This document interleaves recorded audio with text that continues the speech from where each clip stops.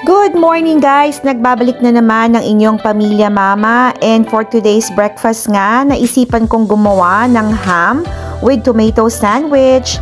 Ang ham na ito ay of course nabili ko lang from Walmart, and ang tomatoes naman ay freshly picked galing sa ating garden. Ang sandwich maker or panini press na ito ay very easy lang gamitin.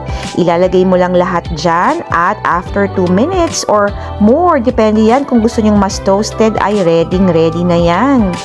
Sobrang bango nga nito at nagugutom na talaga ako dahil kagabi pa ako huling kumain. Syempre wala tayong snacks in between dahil nagda-diet si mama. Medyo hindi nga kagandahan ang nangyari sa wheat bread sandwich ko, pero okay lang yan dahil masarap naman. At syempre pa hindi mawawala ang ating kape in the morning. Ito ay Coffee Co Cappuccino. Ito nga yung kape ni Daddy. Yung sa akin naman kasi ay Coffee Blanca. Pero ngayon naisipan ko na mag-match ang aming kape dahil sobrang sweet kaming dalawa. Joke only.